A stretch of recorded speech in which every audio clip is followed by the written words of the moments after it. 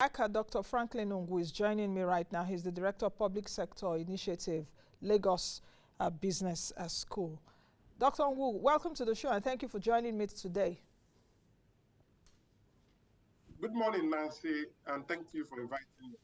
Okay, let's shoot. The National Bureau of Statistics launched a few days ago its most extensive measure of multidimensional poverty in Nigeria. And as you can see right there on the screen, it gave us an alarming figure of 133 million Nigerians are poor, meaning that 2 out of every 3 Nigerians are poor. When you saw that data, that's the compilation of the information that was given by the NBS and its partners, what was your thinking? What was your, how did you feel about it in just less than a minute? Then we go into the nitty gritty.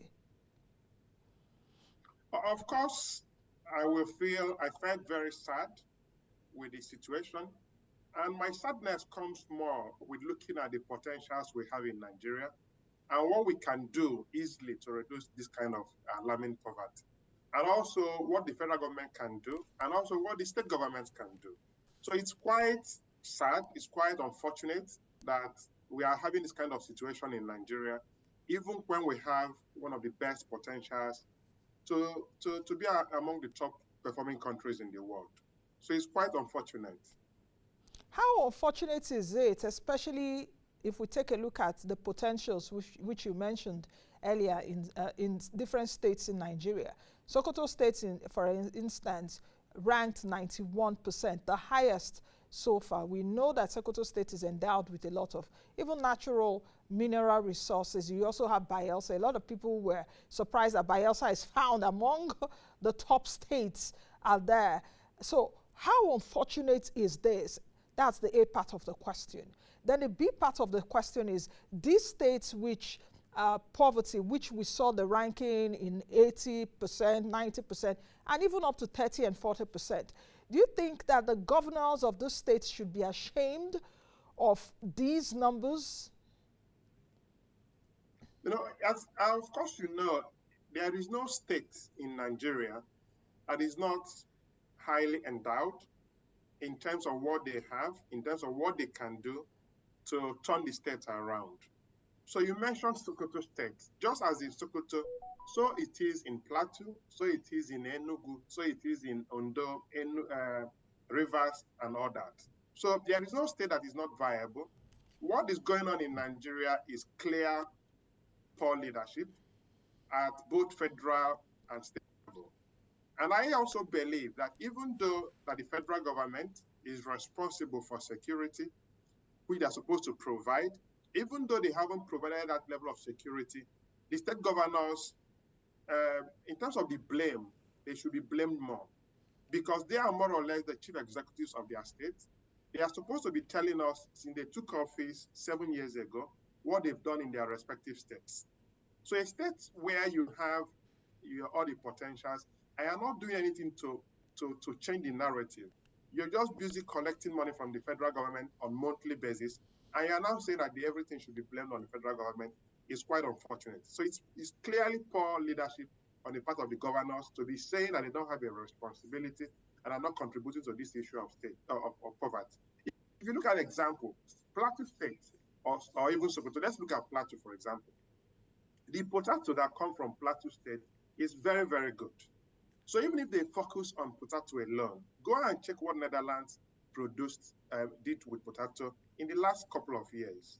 So again, if you look at Sokoto, 90-something percent. Interestingly, the governor of Sokoto State is busy with politics.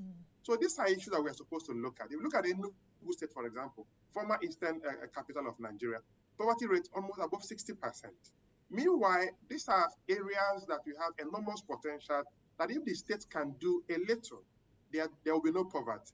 The issue of insecurity, for example, is it not possible for the states, for the state governors, to make sure that all the forests, all the bushes in the state are properly cleared and are planted with agricultural produce to make sure that the bandits and the criminals don't stay in these places?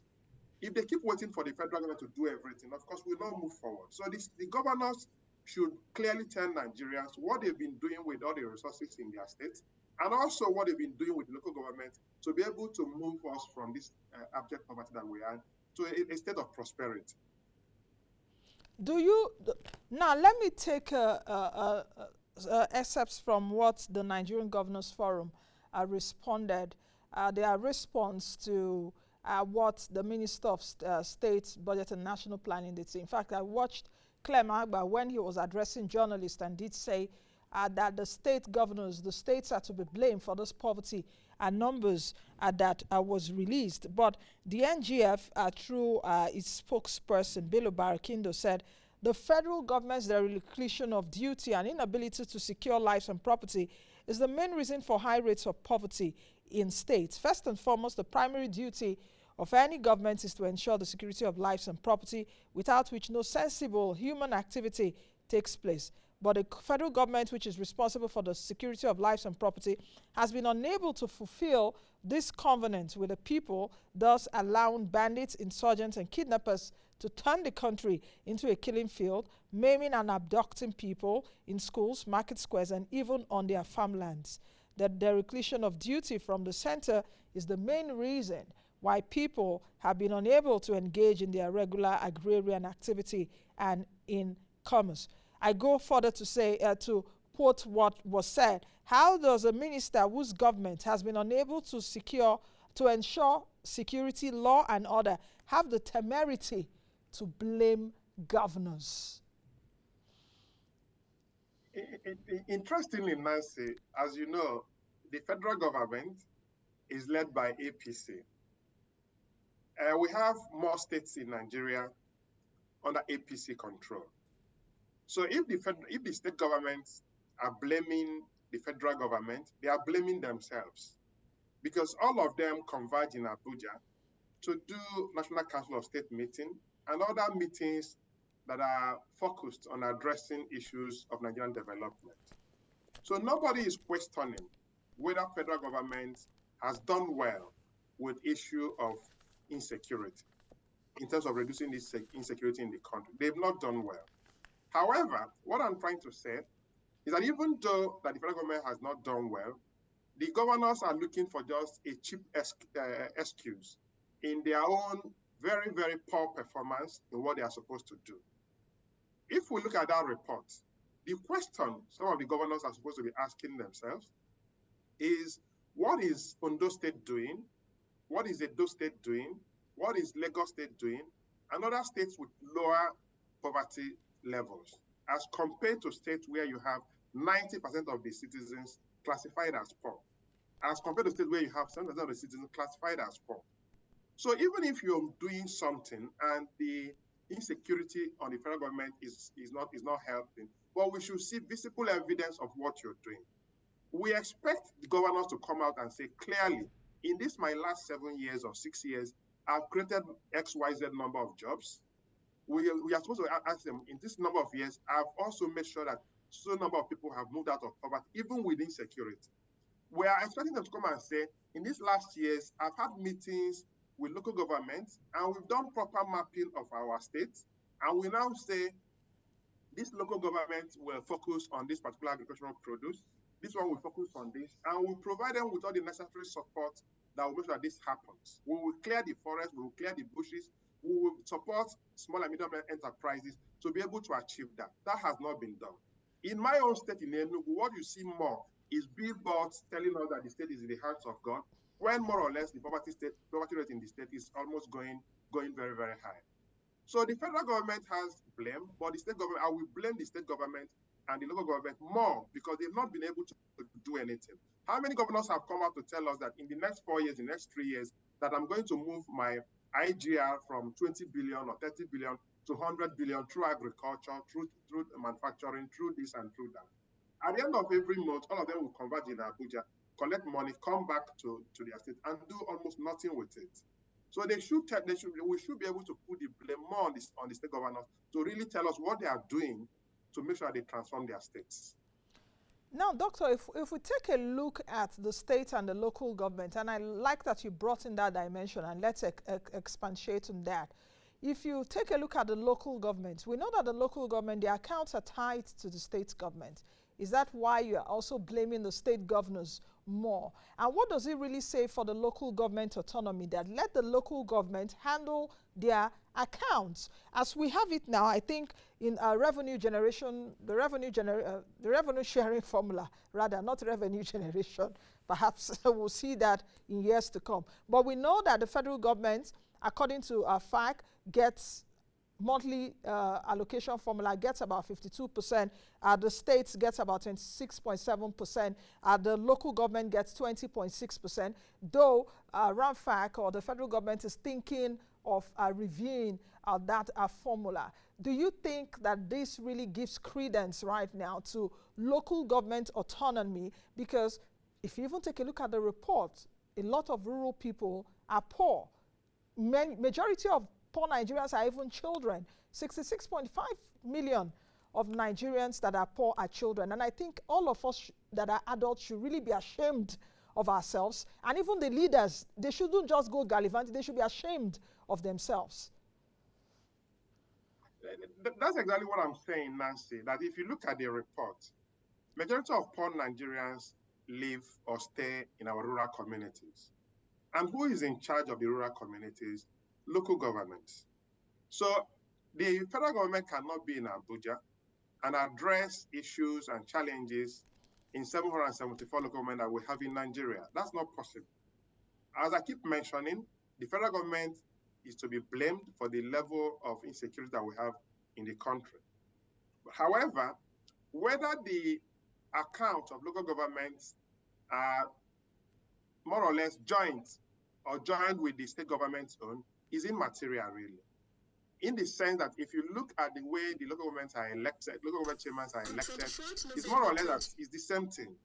But whether they are joined or not, the state governments have an oversight responsibility to actually ask a local government, what are you doing with the money you're getting?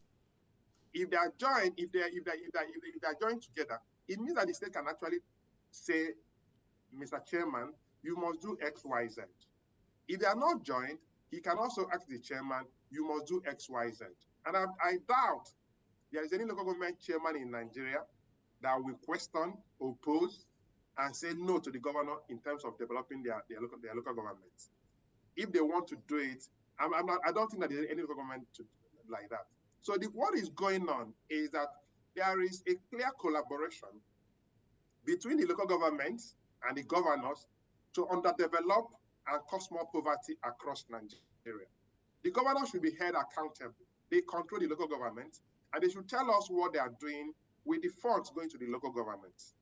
If the local government are saying, oh, we are not using the money very well, as I said, the state governors have that oversight responsibility to say, even though we know that you are the third tier of the government, but we also want to know what you're doing with X, Y, Z. If, for instance, the governor comes out and says, I've looked at all my local governments, and this local government is doing well, this one is not doing well, the citizens of that local government will question the one that is not doing well, and they will celebrate the one that is doing well.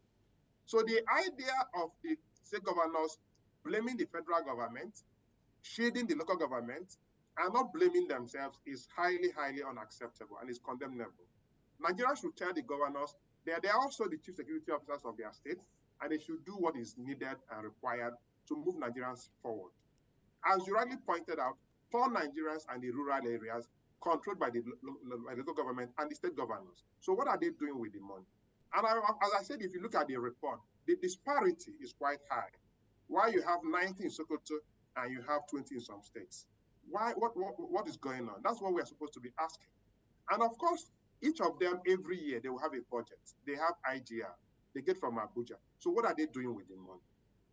In my own local government, nothing has been done there in the last 6 years or 7 years, except beautifying the local government headquarters. So the question is, what has happened to all the money that I'm receiving? My own calculation, my own assessment shows that most local governments in Nigeria receive over 100 million naira every month, over 100 million naira every month. What do they do with the money? So that's the question. And as I said, if they are not using the money, the governors are supposed to ask them what they are doing with the money. If they are not asking them, it means that the governors also know what these government chairmen are doing with the money, because they're not accountable to anybody. You know, it's very distasteful that like you said at the beginning, this is a country that is endowed with so many natural, human, and mineral resources, and yet Nigeria perhaps is still the poverty capital of the world, because I know that, was it March this year or some time ago this year, India also overtook us, but we also overtook India again. But with 103 million Nigerians that are poor, this is not good optics for us. What do you think should be done right now to lessen these numbers? That's one. The other part of my question is, if you take a look at the poverty prevalence, is more in the north. And the north is very agrarian. What can be done despite the insecurity in the north to alleviate poverty there? I hope you're taking note, Doctor. The third part of the question, because I'm just, the thing is hitting me in my brain, so I have to bring it out quickly. The third part of my question is down south. Was it Abia State that was, the Abia State governor was at, was it New Telegraph that did an award ceremony about 2 weeks ago or some days ago? And he came up to the podium to say, oh, we've done this, we've done that. He touted Abia State not being so high on the poverty index. But I'm also on the view, because I analyzed these numbers when they did come out by the MBS some days ago, that no state should just even say we're exonerated or we're 20-something percent. 20-something percent is also still big enough poverty in your state, because it's also talking about children poverty or child poverty in your state. So please, Doctor, respond. In terms of what can be done, as you mentioned, some countries in the world, they've been able to pull significant number of their citizens out of poverty. Is it possible in Nigeria? Yes. And this has been properly captured in different studies, different opinions in terms of what can be done. So in Nigeria, for example, for you to be classified, it means you're unable to afford maybe about $2 every day. So, and of course, to even address the issue of poverty, you look at the issue of health, you look at the issue of education, and you also look at the issue of income. So what can we do to address these key issues? First of all, is how do we start addressing the income of our rural population? And I believe, as you mentioned, the north is quite agrarian, and the land in the north should be our main source of addressing the issue of poverty. What it then means that there's supposed to be a concerted effort to see how the federal government will work very, very hard to reduce the issue of insecurity, and then either collaborate, coerce, or force the state governments and local governments to support the local citizens or the rural citizens to really go into agriculture. I've argued on this platform before that if every household can plant 10 economic trees, 10 economic trees will give us, each of them will give us about 30,000 naira every year as revenue. It means that 10 will give us 300,000. What it means that if you earn 300,000, you will not be classified as poor in Nigeria again. What this means that if you combine agriculture, education, and health, it means that many people that are classified as poor will move out of poverty. And when you earn 300,000 or above 300,000, it means that you can afford education. It means that you can go to school. With school, you will be able to learn more skills. With more skills, you'll be able to earn more income. And of course, the thing continues. So it becomes associational. But more importantly is, how do we focus on children and women who are more or less the bearers of development? So if, for instance, we focus on women and say that we want to empower women, particularly in the north, what can we do? It's mainly through education. Then if we combine education and agriculture in the north, and also move back to the south as well, it's almost the same thing. Because of course, as you have fertile, arable land in the north, so you have in the south as well. And then you can now combine it with more education, more opportunities. And there is a book written by Amartya Sen that is called Development as Freedom. It means that if you're able to open up the environment for people to be able to achieve their potentials, poverty will reduce. Let me go back to my state again, Enugu State, where they produce palm oil. If, for instance, you say, let everybody there that's in the rural community, let them plant, let the state government take it as a priority to open up the whole place and say, let's plant palm trees. We can export palm oil. If the governor of Plateau State say, okay, let's decide and say we're going to go into potatoes, it means that Plateau State can actually be the number one exporter of potato in Nigeria, and poverty will reduce. All I'm trying to say is that while the federal government also provides security, it is the responsibility of the state governors to come out with policies and strategies and effectively implement them to reduce poverty in Nigeria in collaboration with the local governments that we have in Nigeria. It is very, very, very important. And it's important that the media, everybody should put pressure on them to do what they're supposed to do. If the federal government is not doing enough, it's also the governors who should be in the right position to blame, pressure, coerce, and cause the federal government to do the right thing in terms of addressing the issue of insecurity as well. It's I'm just taking a look at the NBS report again as I'm speaking with you, and of course on those states it tops. You have tops, that is in terms of the poverty rate is not too high. You have Sokoto, Bayelsa, Jigawa. That is those that have the highest rates of poverty in their states. And let me count the top 10 very quickly. Sokoto, Bayelsa, Jigawa, Kebbi, Gombe, Yobe, Plateau, Taraba, Zamfara, Ebonyi State. Those are the top 10 states. But you see that many northern states are among the top 10. You can only see two states from the south, and I think that should be Bayelsa and Ebonyi there. Are you surprised about those two states? A lot of people are saying, what is Bayelsa doing there? With so much, oil has been produced in the state. That is the state that Oloibiri is located, where oil was first discovered in Nigeria and what have you. Ebonyi State too, Dave Umahi is all over the media. Oh, this is what I've done for my people. I'm building infrastructure and all of that. Yet it does not translate, and we're seeing Ebonyi State among the top 10 states are plagued with poverty. In the 4 multidimensional areas that the MBS has measured, work and shocks, standard of living, what else, health and education, not in terms of monetary poverty. Are you surprised? I'm not surprised.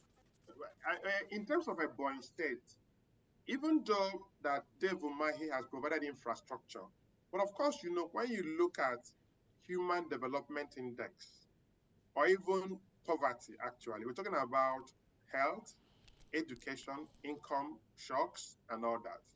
So while infrastructure is important, there are other factors and other elements that are supposed to be focused upon as well to properly and sustainably alleviate poverty in Ebonyi State. As I mentioned before, Ebonyi State is a state with very good arable and fertile lands. So it is important that, so just as I mentioned, in Sokoto as well, Tambuwa wanted to be president, the same thing as Dave Umahi.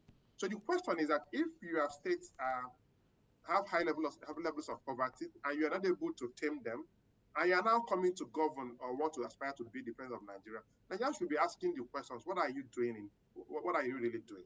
So I expect people like Dave Umahi to focus more on this issue that we've mentioned.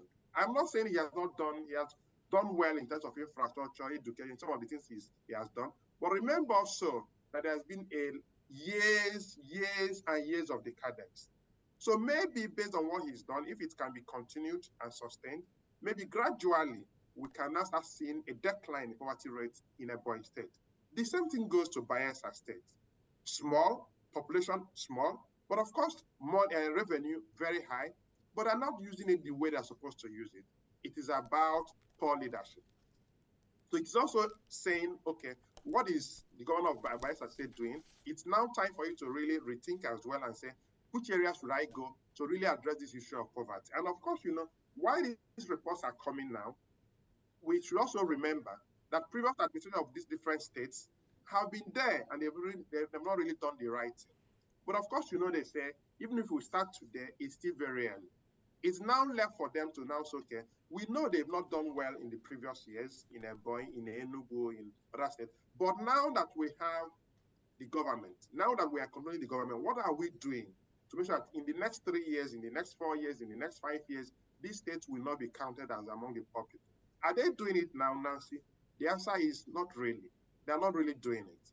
But the question then is, what can we do to make sure that they start doing it? Is by calling them out, telling them what they're supposed to do. Some of them are trying in terms of some of the infrastructure that they are putting in place. Like as I said, Dave Umahi in Ebonyi said in terms of infrastructure, or maybe Edo State, another state, but River State as the case may be.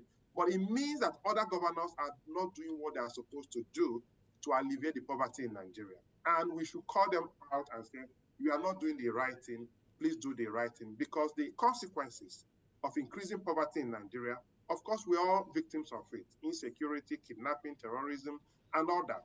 So it's our responsibility to keep emphasizing, to keep mounting pressure on them for them to do the right thing. Is it possible to reduce poverty in Nigeria? As I said earlier on, it's quite very, very, very possible if they are supposed to, if they can do the right thing. Okay. Doctor, I think we'll leave it at that. And I wish that we had more time. But we'll continue to expound on this topic, especially as the 2023 elections draw closer. It will be an interesting few weeks. I would like to really listen to how these presidential candidates, they have data with them. Just because you said about 2023 election, it's now left for Nigerians to see the level of poverty we have, and to please vote people with character, competence, and commitment to alleviate the situation we have in Nigeria. Okay. Thank you. Okay. And thank you for having me. Okay, I think we'll leave it at that. Thank you very much, Doctor. I'll hope to have you soon. Thank you. I've been speaking with Dr. Franklin Ngwu, who is the Director of Public Sector Initiative at the Lagos